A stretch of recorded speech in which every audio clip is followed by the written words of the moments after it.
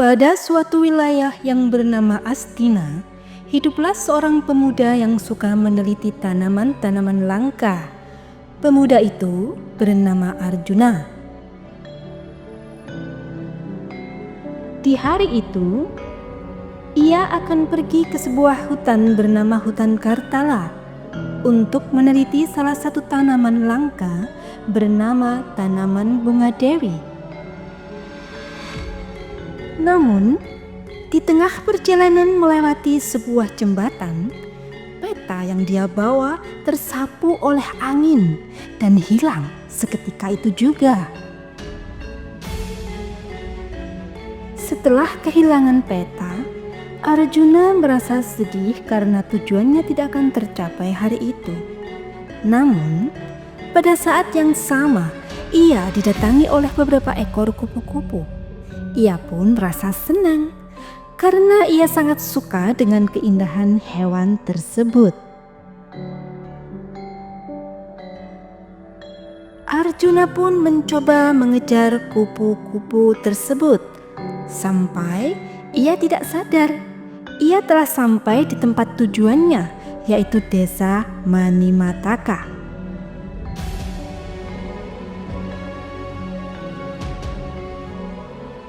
Betapa terkejutnya Arjuna setelah sampai di tempat itu. Kondisi desa sangat memprihatinkan akibat banjir dan kebakaran hutan. Lalu Arjuna mencoba untuk mencari keberadaan para penduduk desa Manimataka yang entah kemana mereka perginya.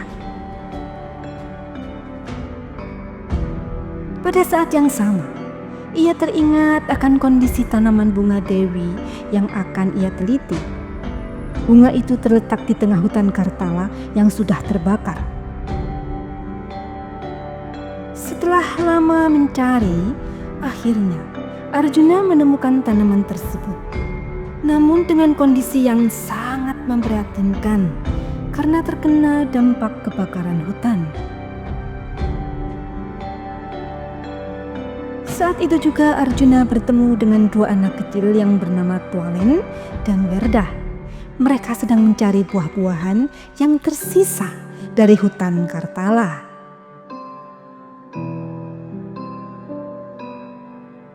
Karena mereka berdua penduduk asli desa Manimataka, lantas Arjuna pun menanyakan keberadaan penduduk desa Manimataka saat ini.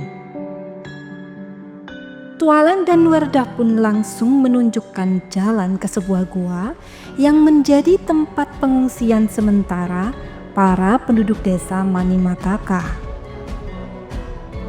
Setelah sampai di gua, Arjuna langsung menanyakan apa penyebab kebakaran hutan Kartala dan kenapa para penduduk desa hanya diam saja. Lantas Arjuna mengajak para penduduk untuk bergotong royong memulihkan hutan Kartala sebisa mungkin.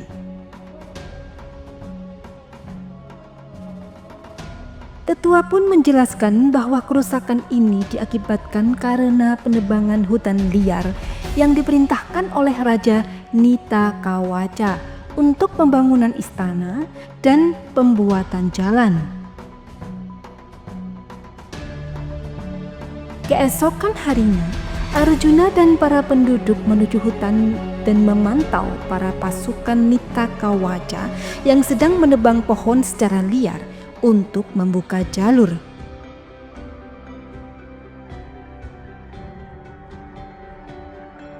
Setelah pasukan Nitakawaca lengah, Arjuna dan para penduduk langsung melakukan gotong royong menanam bibit-bibit pohon disebut juga reboisasi secara sembunyi-sembunyi agar tidak ketahuan oleh pasukan Nitakawaca.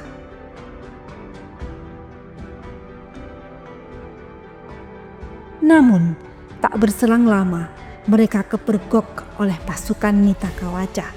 Lalu mereka diusir untuk pergi dari kawasan hutan Kartala. Setelah sampai di tempat pengungsian, Arjuna pun terbaring lemas. Ia berpikir dan merenung, bagaimana cara menghentikan penebangan liar hutan ini, sampai-sampai ia ketiduran di atas batu besar tersebut.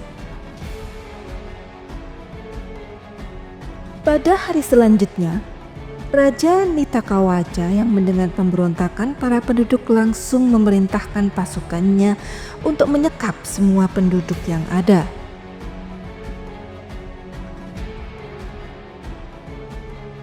Lalu, Raja Nitakawaja pun memimpin para pasukannya menuju ke gua tempat para penduduk bersembunyi.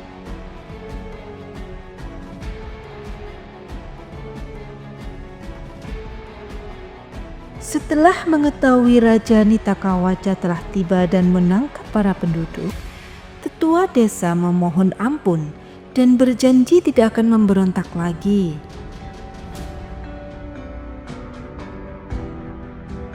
Namun, Raja Nitakawaja yang terkenal bengis langsung menggertakkan senjatanya dan bersiap untuk memukul tetua desa tersebut.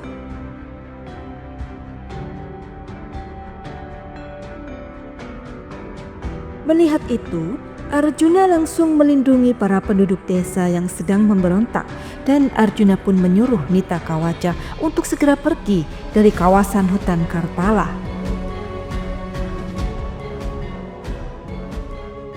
Karena Nitakawaja dan pasukannya tidak mau pergi, tanpa pikir panjang, Arjuna mengeluarkan panahnya dan menembakkan ke Nitakawaja beserta pasukannya. Tak disangka, panah-panah tersebut langsung menghunus Nitakawaja beserta pasukannya sampai mereka meninggal.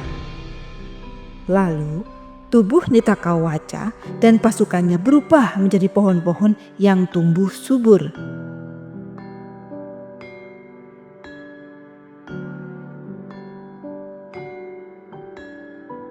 Hutan Kartala pun kembali normal dan tumbuh subur. Arjuna dan para penduduk sangat senang. Arjuna pun berpesan kepada Tualen dan Werdah untuk tetap menyuarakan agar orang-orang yang tidak bertanggung jawab itu tidak merusak hutan lagi.